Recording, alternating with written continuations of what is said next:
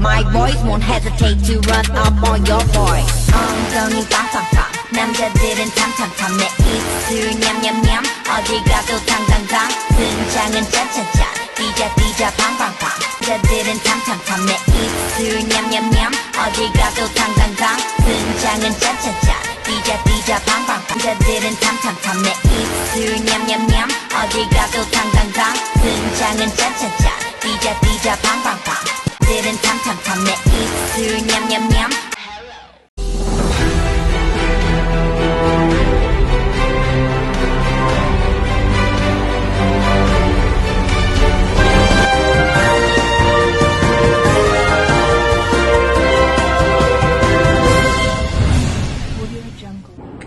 Terima kasih kerana memilih kami di Buletin Terkini. Saya Nur Kasim Mildani sebagai pembaca berita anda pada hari ini. Teruskan bersama kami sehingga ke penghujung rancangan.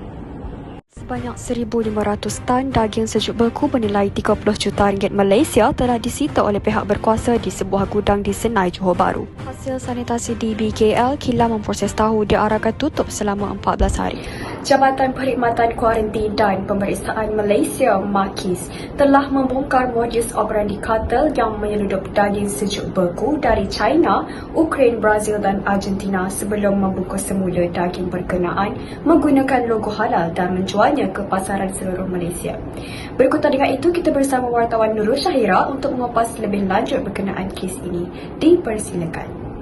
Pada 23 November 2020 yang lalu, Sinar Harian telah mengeluarkan pendedahan eksklusif mengenai sebuah syarikat freight yang menguruskan proses import daging sejuk beku halal telah menyeludup daging secara haram ke Malaysia. Pembukaran ini telah membuka mata banyak pihak sekaligus membawa kepada tindakan pihak berkuasa untuk melakukan serbuan di gudang pengedar daging sejuk beku di Senai, Johor Bahru pada 1 Disember 2020 yang lalu. Hasil penyiasatan di premis pengedar daging sejuk beku telah menemukan petunjuk di satu lokasi di Taman Perindustrian Senai, Johor Bahru. Setelah mendapat maklumat tersebut, pihak MAKIS dan beberapa anggota penguatkuasaan segera melakukan serbuan di lokasi tersebut. Gudang di lokasi berkenaan telah disita dan dikawal selama 24 jam oleh pihak berkuasa dengan bantuan polis Diraja Malaysia. Hasil pemeriksaan mendapati gudang tersebut merupakan tempat pengumpulan daging sejuk beku yang diseludup oleh kartel dan status halalnya masih diragui. Lebih mengejutkan, gudang tersebut dianggarkan menyimpan 1,500 tan daging sejuk beku yang bernilai 30 juta ringgit Malaysia, merupakan pembekal utama kepada pemborong daging sejuk beku di seluruh Malaysia. Kartel dipercayai menyeludup daging sejuk beku daripada negara China, Ukraine, Brazil dan juga Argentina sebelum membungkus semula daging tersebut dengan logo halal dan menjualnya ke pasaran seluruh Malaysia. Daging tersebut dikatakan terdapat daging haiwan lain seperti daging kanguru, kuda dan juga babi. Gudang yang sudah beroperasi sejak sekian lama itu didapati bertindak jahat dengan membungkus semula daging-daging yang diseludup itu dengan cop dan label halal yang dipalsukan. Hasil risikan MAKIS kata berkenaan telah menyamar sebagai syarikat pembekal daging sejuk beku telah menjadikan gudang tersebut sebagai lokasi membuat cap dan label palsu yang kemudiannya akan ditampal pada kotak daging yang dibungkus semula itu. MAKIS juga mengesan kartel berkenaan menciplak 3 jenama popular daging daripada negara Australia. Setelah siasatan yang lebih rapi telah dijalankan, pihak KPDN HEP telah mengesahkan bahawa tiada daging kuda, kanguru ataupun babi ditemui sesuai rampasan di gudang tersebut. Bagi menjawab persoalan dengan lebih mendalam, bersama saya hari ini Pegawai Bahagian Pengurusan Halal JAKIM Malaysia iaitu Encik Muhammad Hafiz bin Syahril Izzuan bagi memberikan penjelasan dengan lebih jelas. Baiklah Encik Hafiz, bolehkah Encik terangkan dengan lebih jelas apakah strategi ataupun tindakan yang akan diambil oleh pihak JAKIM bagi menangani isu seperti ini dan bagaimana pengguna-pengguna di Malaysia dapat mengenal pasti status halal daging tersebut. Assalamualaikum warahmatullahi wabarakatuh dan salam sejahtera. Terima kasih kepada wartawan Cik Syahira Ulia. Langkah JAKIM yang pertama adalah menjalankan pemeriksaan yang ketat bagi daging import. Setiap kontena yang masuk ke pelabuhan akan menjalankan ujian DNA bagi memastikan daging yang ada itu adalah daging lembu yang asli. Ujian DNA ini juga akan dipastikan sama dengan syarikat pengeksport yang dibenarkan oleh JAKIM. Selain itu, pihak kami juga berusaha untuk mengaplikasikan teknologi terkini. Contohnya, penggunaan QR Code bagi memastikan daging yang diimport adalah asli. Kod QR ini juga adalah unik bagi setiap bungkusan bagi mengelak penipuan berlaku. Implementasi kod QR ini akan dijalankan dengan kerjasama syarikat yang mengeksport daging halal ke Malaysia yang telah diduruskan oleh JAKIM. Selain itu, walaupun pihak kami ada menjalankan langkah-langkah yang saya sebutkan sebentar tadi, pihak JAKIM juga merayu agar pihak pengguna untuk mengambil inisiatif tersendiri dan bukan hanya bergantung kepada pihak berkuasa semata-mata. Hal ini kerana walaupun langkah-langkah berikut akan diambil dan juga sudah diambil, tetapi ada kemungkinan juga berlaku kesilapan daripada pihak kami sendiri. Justru, saya menyeru agar pihak pengguna memastikan status daging halal dengan cara membeli daging tempatan yang segar dan bukan daging import. Contohnya, belilah daging di pasar tani. Kita sendiri dapat melihat daging tersebut diproses di hadapan mata kita. Selain itu, kita juga boleh menyokong produk tempatan. Yang kedua, pengguna harus cakna akan tekstur daging yang dibeli. Contohnya, melihat dengan mata kasar sebelum membeli daging import. Khususnya daging sejuk beku. Pengguna juga harus mahir mengenal daging lembu yang asli dan membezakan antara daging kuda, daging kenguru dan juga daging lembu yang asli. Penelitian harus dibuat oleh pihak pengguna agar tidak mudah ditipu. Itu sahaja daripada saya. Sekian, terima kasih. Terima kasih Encik Hafiz di atas penerangan yang jelas daripada itu. Diharapkan dengan penerangan ini dapat membantu rakyat Malaysia dalam mengenal pasti status halal sesuatu makanan itu. Dan diharapkan juga daripada isu ini, rakyat Malaysia dapat mengambil iktibar dan juga berwaspada dengan situasi sekeliling. Sekian sahaja daripada saya. Saya serahkan semula kepada Kasih Wildani yang berada di Seri Pentas. Baiklah, kita teruskan dengan isu kebersihan dan keselamatan. Kotor, berbau busuk dan dipenuhi lipas. Itulah keadaan sebuah kilang memproses tahu diceras ketika penguatkuasa Dewan Bandaraya Kuala Lumpur DBKL membuat pemeriksaan sanitasi di premis itu. Dibawakan secara langsung pada hari ini bersama wartawan Fadli Syahidah untuk membedah lebih lanjut berkenaan kes ini. Dipersilakan. Terima kasih. Kebersihan dan keselamatan makanan adalah antara aspek penting yang akan diambil kira oleh pengguna sebelum membeli sesuatu bahan makanan. Hal ini dikatakan demikian kerana pengguna, terutamanya ibu-ibu, inginkan keluarga mereka untuk mendapatkan nutrisi daripada makanan-makanan yang baik dan berkhasiat. Namun begitu, adakah mereka tahu tahap kebersihan di kilang perprosesan makanan? Antara kes yang melibatkan isu kebersihan dan keselamatan makanan adalah kes di kilang perprosesan tahu di Ceras. Pegawai daripada Dewan Bandaraya Kuala Lumpur DBKL menjalani pemeriksaan sanitasi terhadap premis tersebut mendapati bahawa kilang tersebut sangat kotor, berbau busuk dan mempunyai lantai yang dipenuhi dengan lipas. Tambahan pula, dinding dan lantai tempat memproses tahu adalah sangat kotor dan hitam, manakala tandasnya pula berdaki. Pengendali makanan di kilang tersebut didapati tidak memakai pakaian yang sesuai semasa mengendalikan makanan seperti memakai penutup kepala dan kasut. Pengabaian kebersihan tempat pembuatan makanan akan menyebabkan keselamatan makanan terjejas. Hal ini disebabkan oleh makanan yang risiko yang tinggi untuk tercemar. Makanan yang tercemar boleh menyebabkan keracunan makanan dan membawa maut jika tidak dirawat dengan segera. Oleh itu, apakah yang boleh dilakukan untuk menangani isu berkaitan dengan kebersihan dan keselamatan makanan? Mari kita mendengar penjelasan daripada Cik Farisha, pegawai daripada Kementerian Kesihatan Malaysia. Terima kasih kepada wartawan sebentar tadi. Baiklah, saya Farisha Adlina selaku wakil Kementerian Kesihatan Malaysia akan menjawab persoalan yang dikemukakan tadi. Sebenarnya, kerajaan telah membuat peraturan bagi mengatasi masalah seperti ini. Peraturan-peraturan kebersihan makanan PPKM 2009 adalah satu peraturan di bawah Akta Induk iaitu Akta Makanan 1983. Secara umumnya, peraturan ini diwujudkan adalah untuk menyediakan satu prasarana yang boleh mengawal permis makanan dan keselamatan makanan bagi melindungi kesihatan rakyat. Secara spesifiknya, peraturan ini dibuat bagi: pertama, memastikan permis makanan bersih dan memuaskan dari segi reka bentuk dan bangunan. Kedua, memastikan pengendali makanan menjaga kebersihan diri dan mengelakkan amalan yang boleh mencemarkan makanan. Ketiga, memastikan perkakas dan peralatan yang digunakan sesuai, bersih dan mudah dicuci.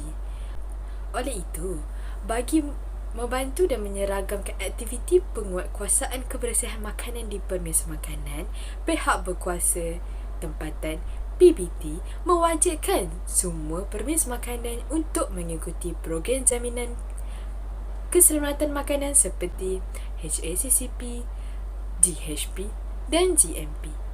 Saya tahu walaupun dengan adanya peraturan-peraturan ini masih terjadi perkara ini. Oleh itu, rakyat haruslah membuat tindakan yang betul, iaitu dengan membuat laporan kepada pihak KKM jika berlaku masalah seperti ini. Dan juga rakyat haruslah bijak dalam memilih pemilihan permis makanan yang betul. Bagaimana kita hendak memilih permis makanan yang betul? Pertama, permis makanan haruslah jauh dari jalan raya, tiada binatang berkeliaran seperti lalat, habuk, lipas dan mempunyai peredaran udara yang baik. Kedua, haruslah lengkap dengan kemudahan asas seperti bekalan air yang bersih, elektrik yang ada, saluran longkang dan tong sampah yang bertutup. Ketiga, peralatan yang digunakan di permis makanan haruslah bersih, sempurna dan meja haruslah beralas. Keempat, anda haruslah melihat sama ada mengendali makanan dengan bersih atau tidak. Mereka haruslah memakai apron dan penutup kepala. Kelima, makanan yang telah disiap masak mestilah ditutup. Keenam, tempat yang sempurna untuk menyimpan makanan mentah yang belum dimasak seperti peti sejuk dan pendingin. Baiklah, itu sahaja daripada saya. Saya harap saya menjawab persoalan yang dikemukakan sebentar tadi. Dan anda haruslah bijak dalam memilih permis makanan yang betul agar tidak berlaku masalah seperti ini lagi. Itu sahaja daripada saya. Sekian, terima kasih. Terima kasih Encik Farisha atas penjelasan tersebut. Sekarang, kembali kepada Nur Kasih di sepentas. Baiklah, berehat sebentar dan kembali lagi dengan isu terkini selepas ini. Teruskan bersama kami sehingga ke penghujung rancangan.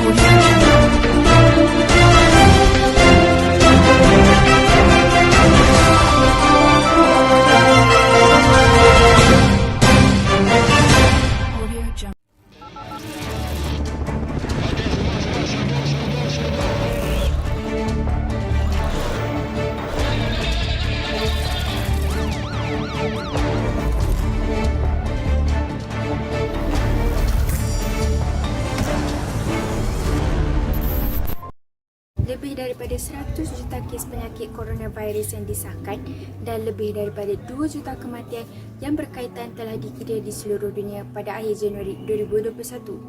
COVID-19 terjadi disebabkan oleh jangkitan dengan sindrom pernafasan akut yang teruk dan sangat menular. Kebanyakannya merebak melalui titisan pernafasan dan ia mula dikenal pasti di Wuhan, China. COVID-19 bukan sahaja menjejaskan pandemik global dan krisis kesihatan awam, ia juga telah menjejaskan ekonomi global dan pasaran kewangan.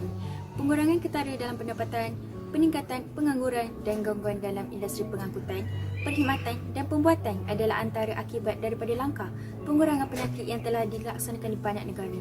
Telah menjadi jelas bahawa kebanyakan kerajaan di dunia memandang rendah risiko penyebaran COVID-19 yang cepat dan kebanyakan reaktif dalam tindak balas krisis mereka. Memandangkan wabak penyakit tidak mungkin hilang dalam masa terdekat, tindakan antarabangsa yang proaktif diperlukan untuk bukan sahaja menyelamatkan nyawa tetapi juga melindungi kemakmuran ekonomi. Untuk itu, mari kita menemu ramah Cik Aimi yang merupakan peniaga kecil untuk memberikan keterangan yang lebih lanjut. Assalamualaikum dan selamat sejahtera. Nama saya Aimi. Saya merupakan seorang peniaga kecil nasi lemak ayam berempah di Setapak. Saya mula berniaga pada bulan Disember 2019. Saya memulakan perniagaan disebabkan oleh ibu saya mempunyai penyakit yang memerlukan kos rawatan yang sangat tinggi dan juga mempunyai adik-beradik yang sangat ramai yang masih bersekolah.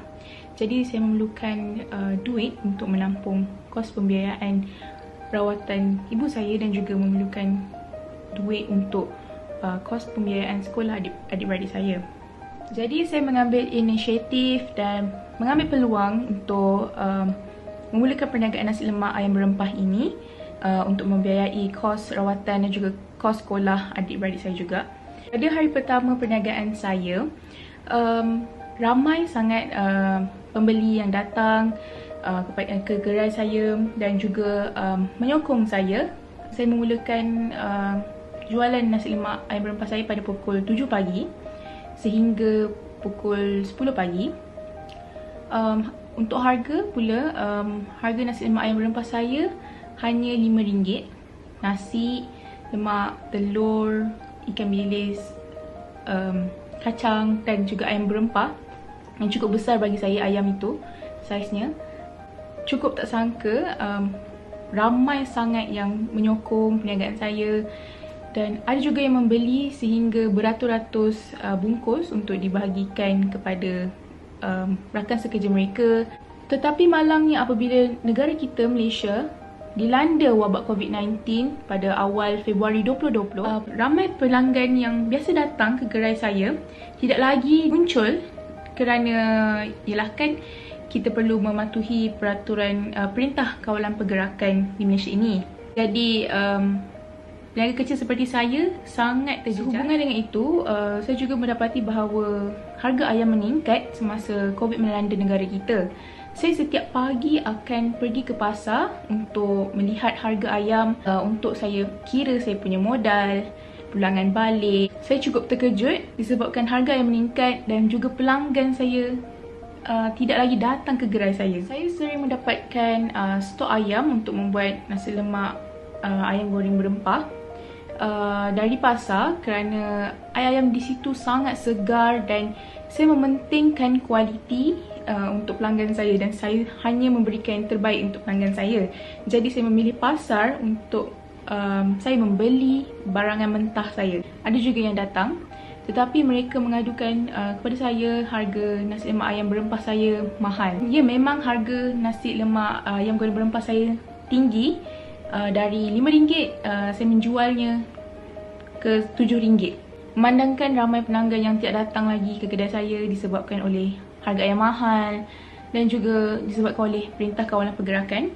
Jadi saya mengambil keputusan untuk berhenti meniaga seketika. Sehingga kini saya tiada pendapatan lagi dan masih duduk di rumah disebabkan harga ayam semakin hari semakin meningkat. Sebab kalau saya teruskan juga saya akan rugi disebabkan oleh banyak pembaziran yang berlaku. Tiada orang membeli dan juga tiada orang yang makan. Jadi saya mengambil langkah untuk tutup terus. Mungkin insyaAllah jika ada kesempatan harga ayam turun, insyaAllah saya akan teruskan perniagaan saya, buka semula perniagaan saya dan menurunkan harga nasi lemak saya kepada RM5 semula. Mari kita menemu ramah Puan Janani selaku Menteri Perdagangan Dalam Negeri dan Hal Ehwal Pengguna Malaysia untuk mengetahui cara mengatasi isu kenaikan harga ayam yang sedang dihadapi oleh peniaga-peniaga kecil. Selamat sejahtera, saya Janani selaku Menteri Perdagangan Dalam Negeri dan Hal Ehwal Pengguna Malaysia ingin berkongsi serba sedikit tentang cara mengatasi isu kenaikan harga ayam yang dihadapi oleh peniaga-peniaga kecil pada masa ini. Pertama sekali, pemantauan terhadap harga-harga ayam haruslah dilakukan. Contohnya, pegawai haruslah melawat premis-premis perniagaan pembekal ayam secara mengejut tanpa pengetahuan pemilik. Tindakan ini dapat memastikan bahawa pembekal tidak mengeksploitasi peniaga kecil dan juga pengguna.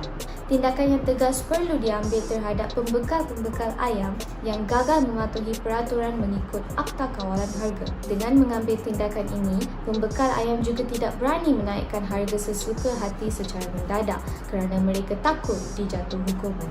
Seterusnya, pengimportan daging ayam dari luar negara harus dikurangkan.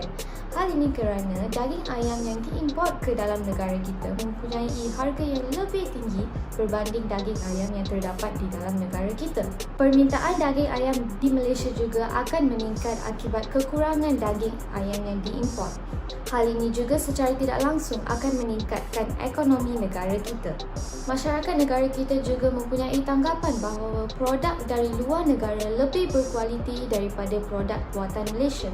Hal ini disebabkan oleh kekurangan kesedaran dalam kalangan masyarakat Malaysia. Oleh itu, masyarakat perlulah sedar bahawa produk buatan Malaysia juga amat berkualiti dan dijual pada harga yang berpatutan. Selain itu, masyarakat dan peniaga-peniaga kecil haruslah bekerjasama memboikot pembekal-pembekal ayam yang menaikkan harga secara mendadak. Contohnya, semua peniaga-peniaga kecil tidak harus membeli ayam daripada pembekal-pembekal ayam yang menaikkan harga secara mendadak. Secara tidak langsung, masyarakat juga akan membantu peniaga-peniaga kecil dalam perjuangan ini. Tindakan ini dapat memberi pengajaran kepada pembekal-pembekal ayam yang gagal mematuhi Akta Kawalan Harga. Akhir kata, saya berharap agar semua pihak memainkan peranan masing-masing dan membantu satu sama lain untuk mengatasi isu kenaikan harga ayam ini. Seterusnya, kita akan menemu ramah Cik Ashraf dan Cik Zakwan yang merupakan peniaga-peniaga kecil untuk mengetahui masalah yang dihadapi. Assalamualaikum warahmatullahi wabarakatuh. Saya Ahmad Ashraf bin Muhammad Saman. Saya berumur 37 tahun dan menetap di Sungai Petani Kedah. Saya mempunyai seorang isteri dan 6 orang anak. Sebelum datangnya pandemik COVID-19, saya bekerja sebagai peniaga burger di tepi jalan. Sebelum ini, pendapatan saya hanya seperti peribahasa kais pagi makan pagi, kais petang makan petang, masih mencari rezeki demi hidup senang lenang. Setelah turunnya pandemik ini ke tanah bumi, pelanggan yang datang untuk membeli burger di gerai saya semakin berkurangan. Oleh yang demikian, pendapatan saya jatuh dan terjejas, lantas memberi impak yang besar terhadap saya sekeluarga. Isteri saya tidak bekerja dan hanya menjadi suri di rumah. Oleh sebab itu, pendapatan keluarga hanya bergantung kepada saya. Sejak itu, hidup saya menjadi semakin sukar kerana tidak mempunyai duit yang mencukupi untuk menanggung segala bil dan yuran pelajaran anak-anak. Dari semasa ke semasa, saya semakin terdesak memerlukan duit sehingga duit yang saya miliki tidak mencukupi untuk membeli barangan dapur. Hal ini kerana hasil pendapatan dari jualan burger saya menurun dengan mendadak. Assalamualaikum warahmatullahi wabarakatuh. Nama saya Muhammad Zakwan bin Zumajdi, berumur 34 tahun dan menetap di Puchong Indah, Selangor. Jadi saya tinggal bersama isteri saya. Isteri saya seorang suri rumah dan saya bekerja di sebuah gerai makan yang bernama Tom Yum 2000. Saya bekerja sebagai seorang pelayan pelanggan. Jadi sejak kehadiran pandemik COVID-19 ini, gerai ini kurang mendapat sambutan daripada khalayak ramai. Jadi pemilik kedai ini menghadapi masalah untuk membayar gaji setiap pekerjanya termasuk saya. Jadi saya telah dibuang kerja akibat masalah tersebut. Saya tidak mampu untuk berkata apa-apa dan saya hanya mampu menerima takdir saya. Bagi saya, perkara ini akan mendatangkan kesan yang tersangat buruk kepada kehidupan keluarga saya. Mari kita menemu ramah Encik Syahmi selaku Menteri Kewangan untuk mengetahui cara-cara mengatasi isu sumber pendapatan yang terjejas dan rakyat yang kehilangan pekerjaan. Saya Muhammad Syahmi bin Syed Omar selaku Menteri Kewangan Malaysia ingin memberikan beberapa solusi yang boleh dilakukan oleh para peniaga dan usahawan untuk mengatasi masalah sumber pendapatan mereka yang terjejas akibat pandemik ini dan mengumumkan bantuan kewangan yang diberikan oleh kerajaan. Antara solusi yang boleh dilakukan ialah berniaga secara dalam talian. Kaedah ini bukan sesuatu yang baru, malah sebelum adanya COVID-19 ini pun sudah wujudnya jualan secara online. Ramai usahawan di Malaysia meneruskan perniagaan mereka secara dalam talian ketika PKP. Mereka memanfaatkan kaedah ini termasuk mempromosikan produk jualan di platform digital seperti Shopee, Lazada, Foodpanda dan platform e-hailing yang lain. Hal ini mampu membantu mereka untuk meningkatkan semula jualan produk yang turun secara mendadak akibat PKP ini. Sehubungan dengan itu, para peniaga perlulah post tentang produk jualan mereka itu sekerap mungkin dalam media sosial. Hal ini kerana secara purata kajian menunjukkan yang seseorang individu itu meluangkan masa dengan media sosial selama 2 jam dan 22 minit sehari. Melihat kepada PKP yang dilaksanakan ini, tidak heran lebih ramai yang akan meluangkan masa dengan media sosial dan secara tidak langsung mereka akan menemui produk atau jualan yang dipost dalam media sosial. Hal ini mampu mendorong mereka untuk membeli produk tersebut secara online. Tidak dapat dinafikan sewaktu PKP ini berlangsung, ada pengusaha yang terpaksa gulung tikar. Malah ada juga individu yang kehilangan kerja akibat pandemik yang melanda. Oleh itu, kerajaan telah bersetuju untuk membantu individu yang kehilangan pekerjaan secara terpaksa sejak wujudnya COVID-19 ini. Antaranya ialah bantuan tunai secara on-off sebanyak RM500 diberikan kepada golongan B40 yang telah hilang pendapatan dan juga bayaran tambahan sebanyak RM500 diberikan kepada penerima PPR yang berpendapatan RM1,000 dan ke bawah. Kedua-dua kategori ini melibatkan penerima berumur 21 tahun hingga 60 tahun dan tidak melibatkan proses pendaftaran permohonan. Diharapkan dengan bantuan yang diberikan ini, ia dapat membantu dan juga meringankan beban rakyat yang mengalami masalah sumber pendapatan dan juga masalah kehilangan pekerjaan.